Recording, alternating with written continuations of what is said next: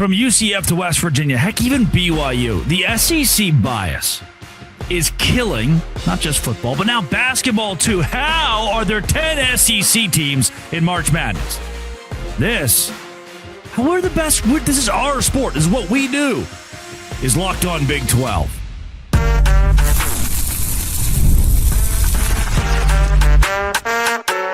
You are Locked On Big 12, your daily podcast on the Big 12 Conference. Part of the Locked On Podcast Network, your team every day. Happy Monday, everybody. No, Tuesday, everybody. Nice. Welcome into Locked On Big 12. I'm Drake Toll from America's #1 Big 12 podcast. Locked On Big 12, thank you for making this show your first listen every single day. Sometimes I sit back and I think, this is a good podcast. Like, I have fun doing this podcast. I have fun talking to you every day. Share it with your friends. We should all be watching or listening to Locked On Big 12. We should all come together and be happy, be friends. We'll start with the SEC. Just once again ruining my day. I saw a new metric. The Big 12 is 14-2 against the SEC in college basketball, but for some reason the SEC gets 10 teams, we get 7. How does that make any sense? Then, this Big 12 merger thing. TJ Pittenger is going to join the show, College Football Addiction, to talk about the ACC Big 12 coming together. Is that going to happen? I think the Big 12 needs to demand a lot from the ACC if it is. Then West Virginia is getting hosed. Auburn's in the tournament and West Virginia's not even on the bubble. How does that happen? Sorry, am I angsty today? Does it feel like I'm mad today? I'm sorry. This is fun. We're all having fun together. If you hit subscribe, I get to keep my job. TJ, let's do it to him. Drake, we're into March. You know what that time of year means? And it's not the tournament, which byproduct of what we'll talk today. It is time for the bias machine to crank back up. Yeah, it's time for College Football Addiction to talk a little basketball. And look, the realm of that is not necessarily like we're actually talking hoops, and we can or we will, but this is more about the rhetoric that's killing college sports permeating in basketball as well. I don't understand. Joe Lunardi is somebody we can get to, but the SEC getting 11 teams in right now, including a 16-15 Auburn squad, is unreal. Shouldn't happen. Can't happen. On Twitter, Kramer Hawley posts this, says, a reminder, the Big 12 is the only conference with a winning record against every other power conference. They are 14-2 against the SEC. The Big 12 teams started to look worse when they played each other, obviously, but the SEC bias has gone too far. Again, listen to this, TJ. The Big 12 is 45-31 against other conferences. The SEC, other power conferences. The SEC is 36-45. The Big 12's 14 games above 500. The SEC's 9 games below 500, and we don't seem to care. That is because the SEC makes the most money. They have the biggest brand, and Joe Lunardi and ESPN, guess who they're paying all of their money to support? It's the SEC, and they want them to continue to win, so they're going to let Missouri in. They're going to let Texas in. They're going to let Auburn in, TJ, and bury the Big 12. What we're seeing is, I just don't understand. I get it in football because we've told you for 20 years the SEC is the best. So, yeah, idiots galore. You can all believe that, even though the Big Ten keeps winning championships. But the fact that it's ruining my college basketball, this was my sacred sanctity. This is the one thing I can count on to not be ruined, and now it's just more SEC. It's interesting when the SEC does well out of conference, which I will remind you, they had a losing record to the ACC in football this year.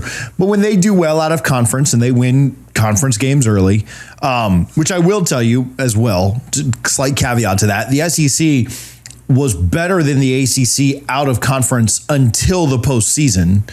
Like it flipped at the very end in some bowl games and then the playoff, which to me should matter more. But for the entirety of the season, they had a better record.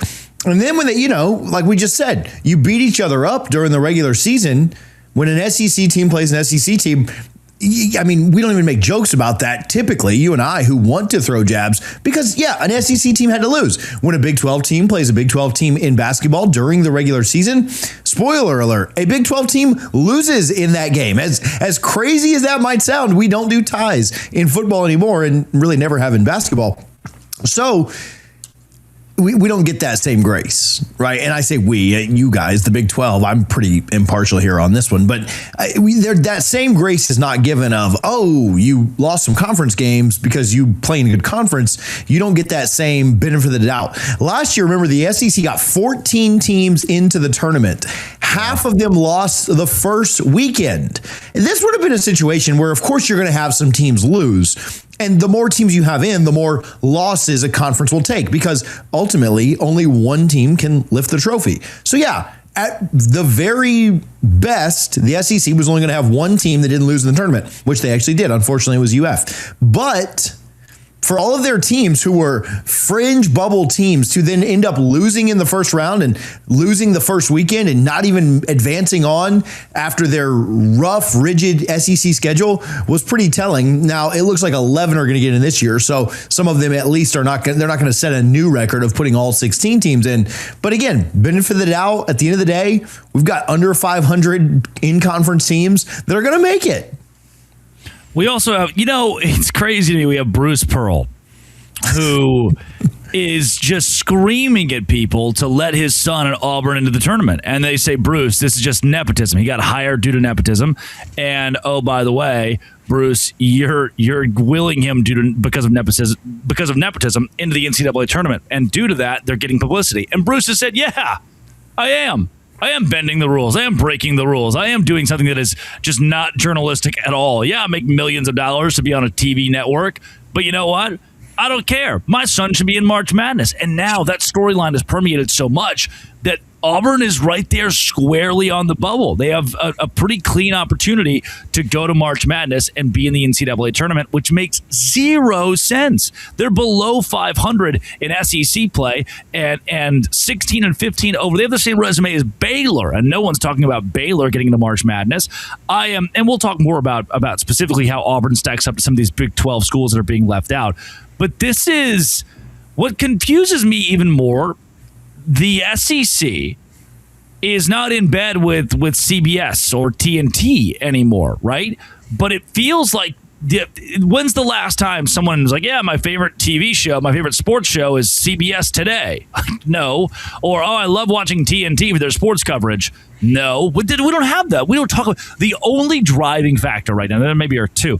The driving factors in college sports are ESPN and Fox as this propaganda machine. The ESPN propaganda machine is twice as strong as Fox. That's what people watch. It's what they listen to. It's what they go to. And hopefully that day changes soon enough and they listen to more Locked On Big 12 and college football addiction. But this whole system is rigged to support the teams that the ESPN juggernaut and monster loves. And so the Big 12 can have 5 top 10 teams and only get 7 teams in March Madness compared to the SEC. Because TJ, ultimately, the more that SEC teams win, even on other networks, the more ESPN feels like it wins. So it's just allowing its bias to creep into the sport so hard that it affects who goes to the national championship, who has an opportunity to compete for the national championship. What was also really interesting about last year compared to this year is, and again, this is unfortunate for me sitting in my seat and where I am. Last year, it felt like the SEC really had 3, maybe 4 teams that could like Florida was really good. Obviously, they ended up winning it. Alabama was really good. Auburn was really good. And you had teams that could absolutely have competed for it all. Maybe it was just those 3. You know, you'd like to look at some other teams in the SEC and think like, maybe if you get hot, March is weird. We see lower than a 1 or 2 win it from time to time.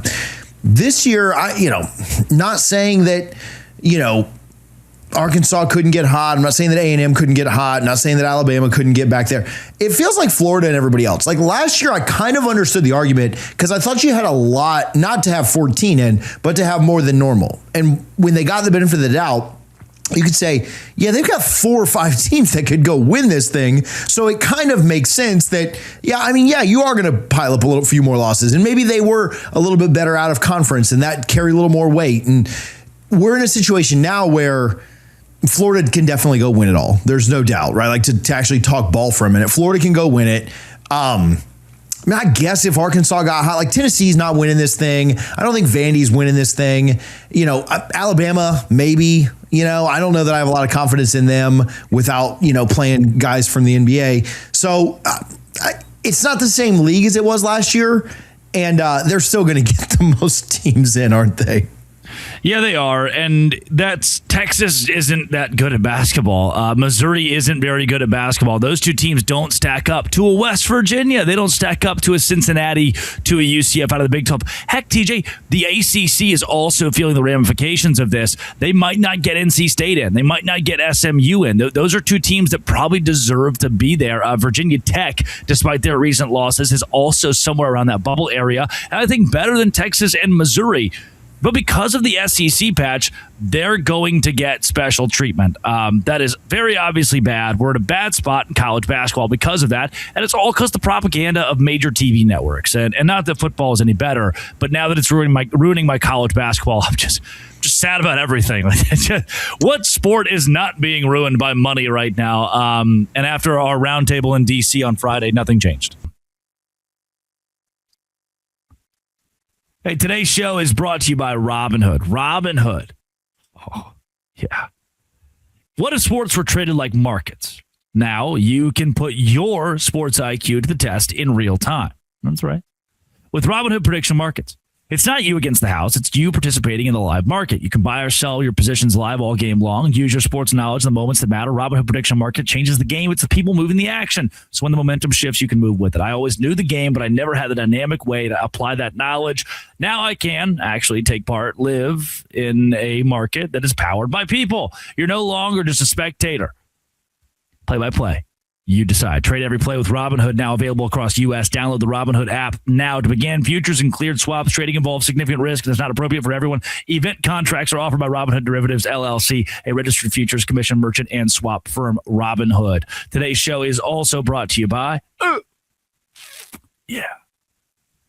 TurboTax. TurboTax is where I go to make my taxes easy. It's tax time. For a lot of us, the old way of doing taxes is a lot.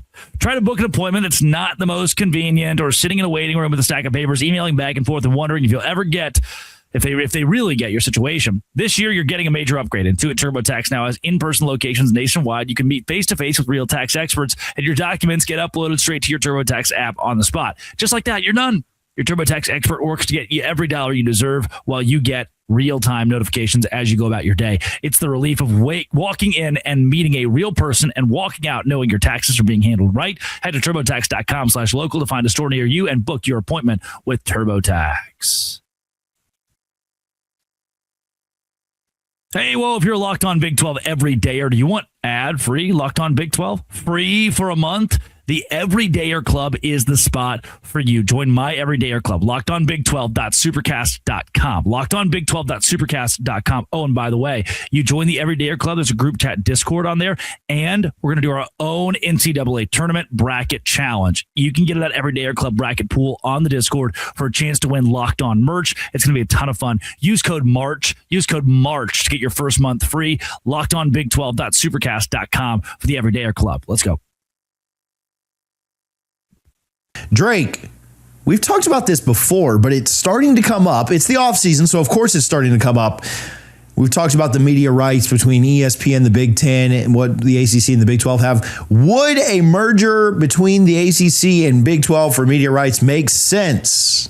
Yeah, I saw this tweet from C.W. Lambert, who follows pretty closely expansion and realignment. And he said the Big 12 and the ACC are on the verge of a TV rights merger. So, in essence, what this would mean, take the two conferences, put them together, merge the two leagues, and try to compete with the $55 million a year that the SEC and Big Ten are giving their programs. In the big ACC, if you mix the two, the goal is to get to the $45 million, $50 million, $55 million mark for your schools, your member institutions. And right now, each conference sits individually around $33, $35 million. So that's a gap of $20 million a year between the Big 12 and the SEC, or the ACC and the Big Ten. That's the goal, is to close that gap. Problem is, a couple layers to this. Number one, 3, 4, 5 ACC schools want to get out of the ACC. They would not be interested in following along with this. They want to go to the Big Ten. They want to go to the SEC. They want to find more money elsewhere and feel like they deserve more money. Clemson, Florida State, Miami, you probably deserve more money. Miami just went to the national championship game. And another massive piece of this, TJ, to follow is you can't have a conference of 33 teams. you would have to trim the fat of these two. You would say the Big 12, Brett Yormark, who's in a position of leverage, who I don't think should ever do this because he could just go to the ACC and steal Louisville and Virginia Tech and Pitt and whoever he wants when Florida State and Clemson leave. The Big 12 commissioner, Brett Yormark, is looking at this and saying, I'm not taking Syracuse. We don't want Boston College. We cannot win. We cannot make more money. We're going to be doling out millions of dollars to Wake Forest every year that we're wasting because those dollars could have gone to BYU. Those dollars could have gone to a team like NC State if they are able to make it in. Boston College, Sierra, we don't need that. We don't want that.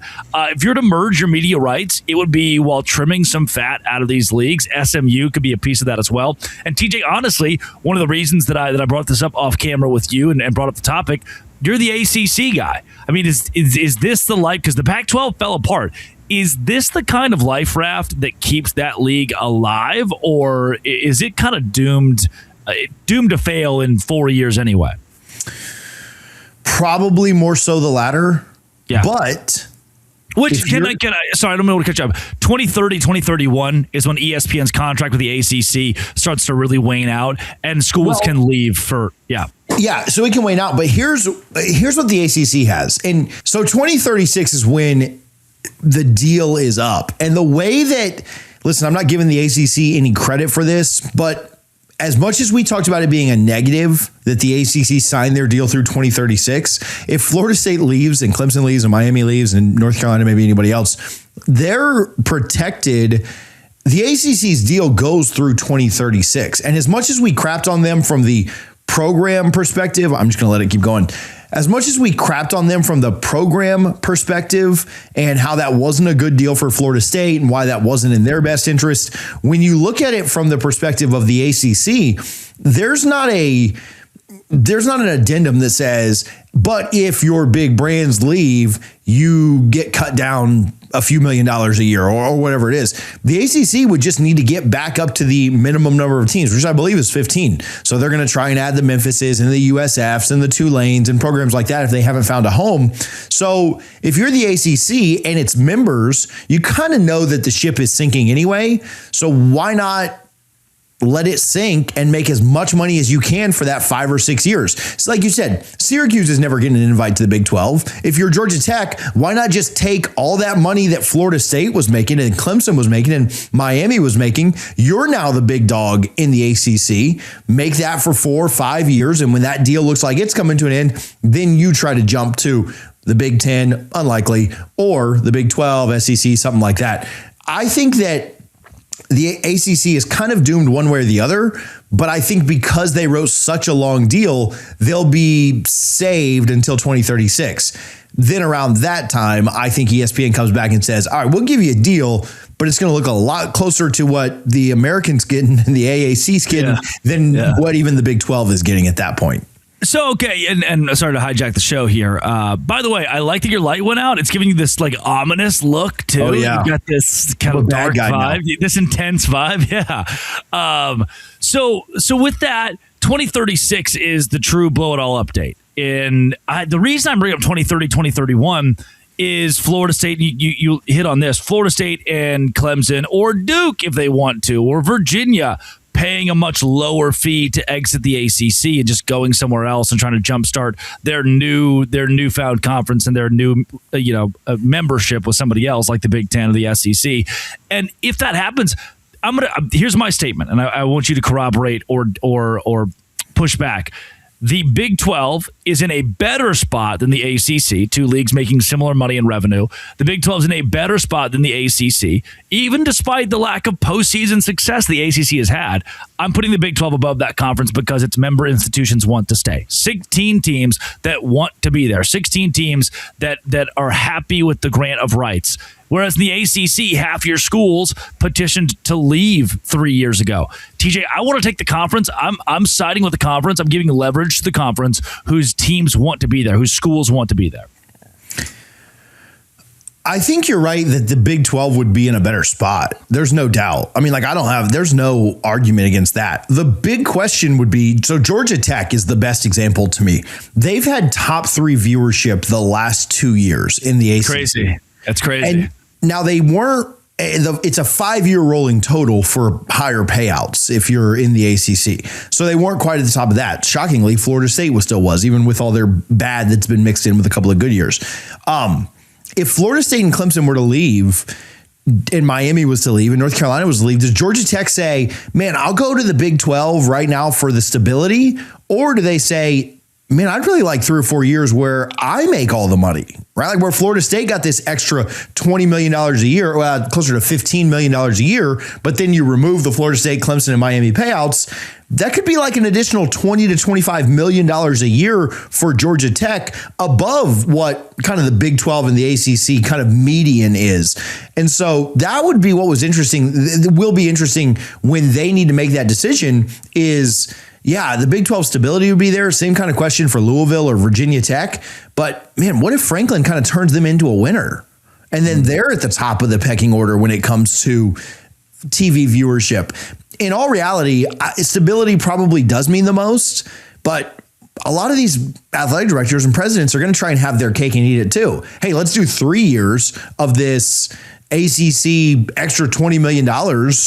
And then let's jump to the Big 12, right? Like, let's not leave right away. And we'll blame it on, we don't have the $75 million to jump right now. We'll jump when it gets a little cheaper, a few years later. So that will be the interesting question to me is, yeah, Florida State, Clemson, Miami, they'll probably all be gone around 2030. But what do the tier 2 teams do at that point? Because we'll all agree, Syracuse, Boston College, a lot of these schools, they're up a creek without a paddle. What does that next tier of teams do? Virginia Tech, Louisville, Georgia Tech, teams like that. I think there's a really good chance they just stick around for the increased payout. And then at that point, would the Big 12 turn away a Louisville just because they didn't come in 2030? Probably not. They'd probably still take them in 2036. So I think that's probably the most interesting part of all of this.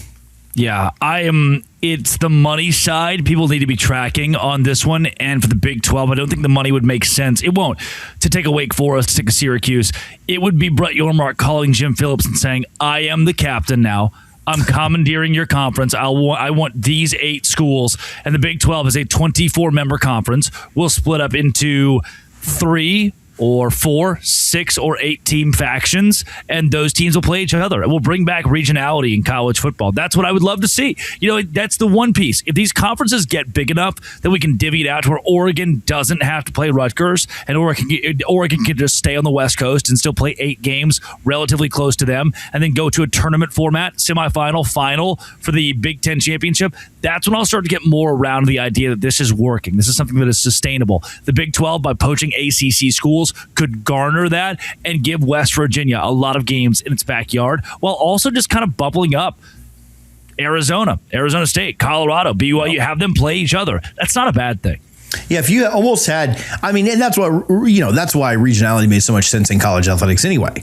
But if you had a league that had West Virginia and Pittsburgh and Louisville and Virginia Tech all in it, right? And then a couple of, an NC State in there too, even a Georgia Cincinnati, Tech. Cincinnati. Yeah, like all of that is right there. Yeah, Cincinnati's very close. Like I think that's ultimately, and that's why it did work for so long, is because you had regionality among brands. Like Florida State's never, even with it being a North Carolina type conference, Raleigh is not that far. Chapel Hill is not that far. Durham is not that far. Georgia Tech, it's an hour-long flight from Tallahassee.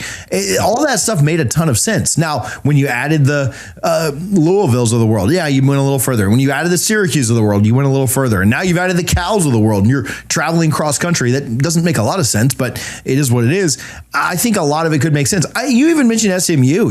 From a regionality standpoint, does SMU make sense to add all those Texas teams?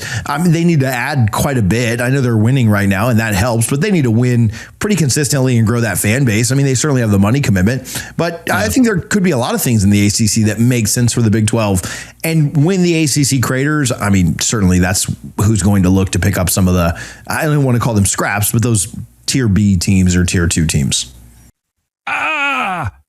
Today's show is brought to you by FanDuel. FanDuel's where I go, man.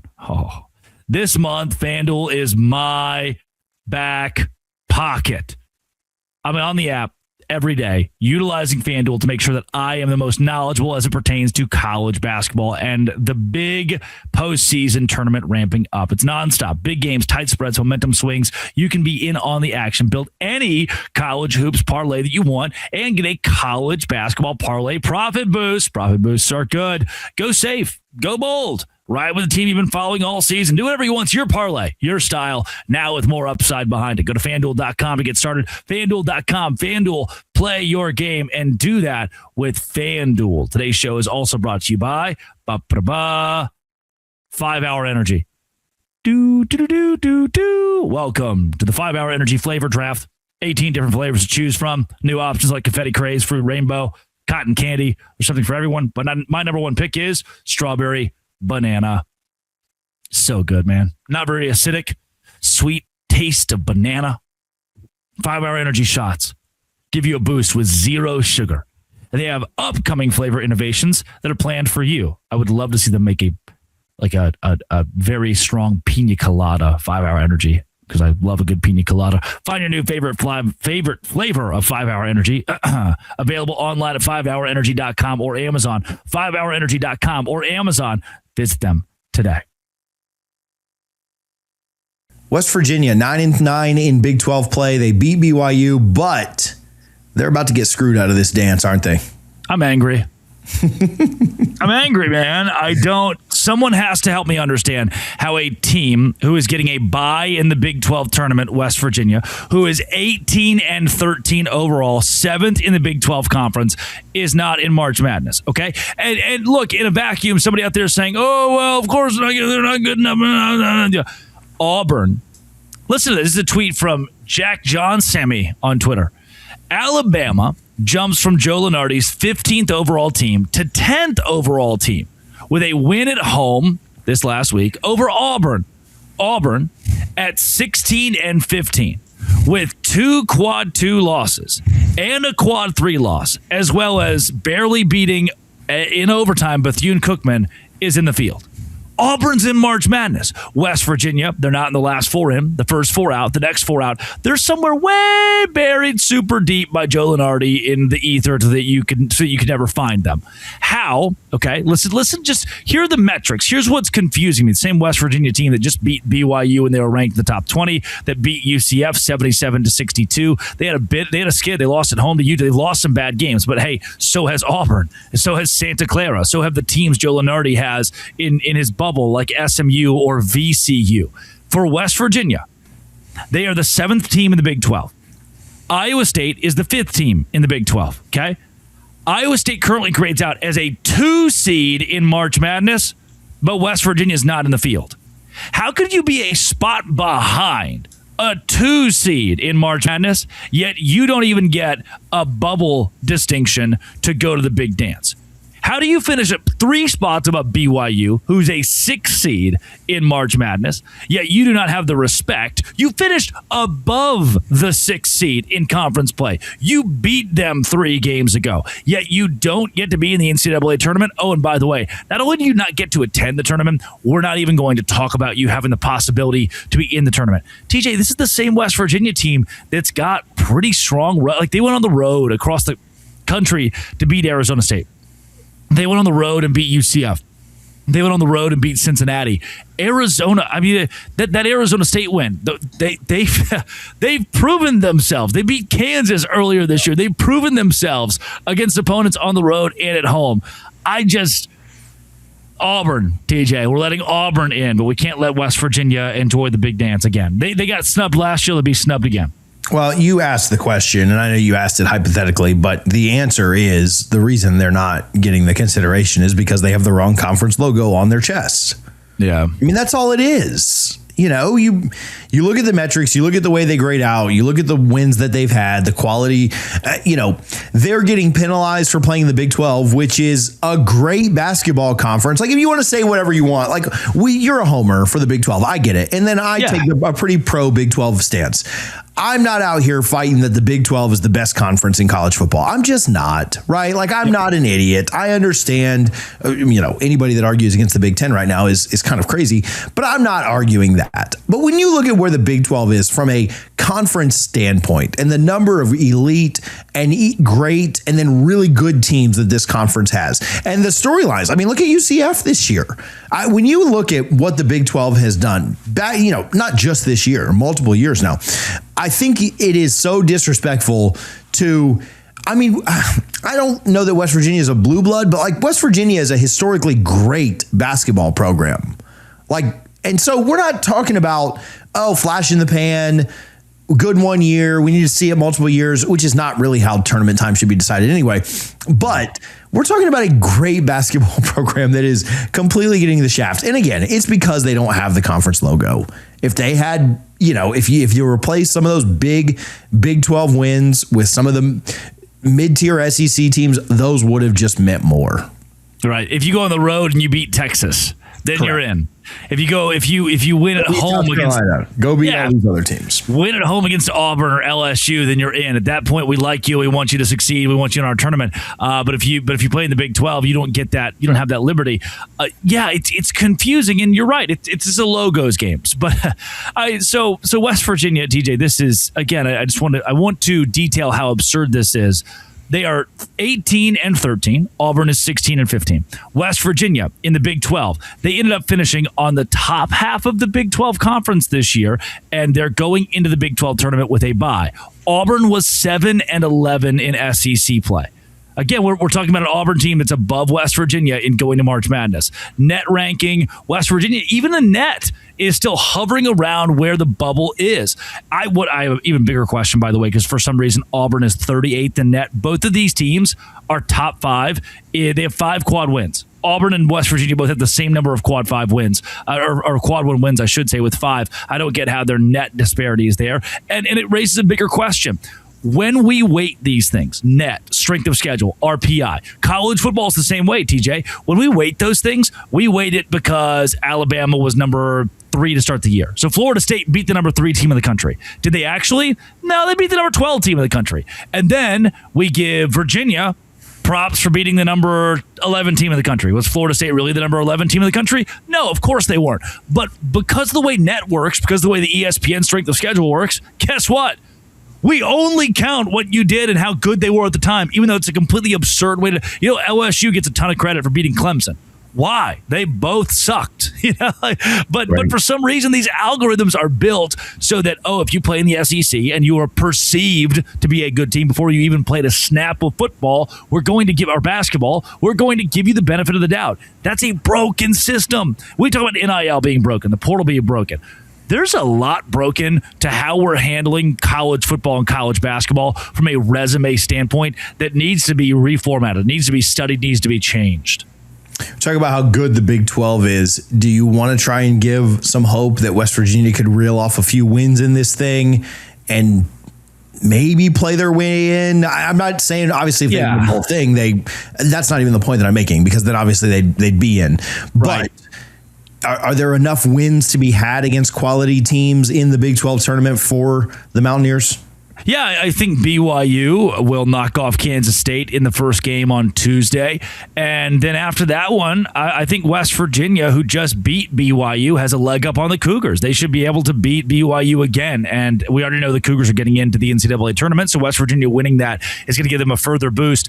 Then they run into Houston. And the only way they're beating Houston is if the Cougars decide, hey, we need rest. Let's reacclimate before we go into March Madness. We don't need the Big 12 tournament. Or if West Virginia, let's just say, has a hot shooting day and they knock off the Cougars, dang. Now you're playing probably Kansas in the semifinal. And I know Kansas wins a lot in the Big 12 tournament, but I don't mind that for West Virginia. Darren Peterson saga, as that continues to unfold, I don't mind that matchup for WVU. They need to get through Houston, and getting through BYU is no easy task. But you win one of those games, you win both of those games, you should squarely be in that conversation. And TJ, somebody told me, an ESPN employee told me, they said the reason Joe Lunardi puts teams where he puts them is he knows the rooting interest of that room is what's going to sway this thing. It's Bubba Cunningham was in there last year. North Carolina got in. He's the UNC AD who ran the thing. If that's the case, the room is, they're human. They're going to err on the side of their friends. Oh, my friend is the AD at Santa Clara. My friend is the AD at Auburn. I love Bruce Pearl. He's my best friend from high school. They're going to let those teams in because of their personal rooting interests. That's why Lenardi's leaving West Virginia out. He knows that room. He knows that room is not going to favor a Mountaineers team that's deserving. Need a couple of wins from WVU. Starts today. This comes out on Tuesday, so go get it done. What can people do to follow you and find your work, Drake? Yep, at Locked On Big 12, wherever you find your podcast, at Drake C. Toll Show on Twitter. Hit follow, hang out, come for partially good takes sometimes. Appreciate you, man. Always fun, TJ.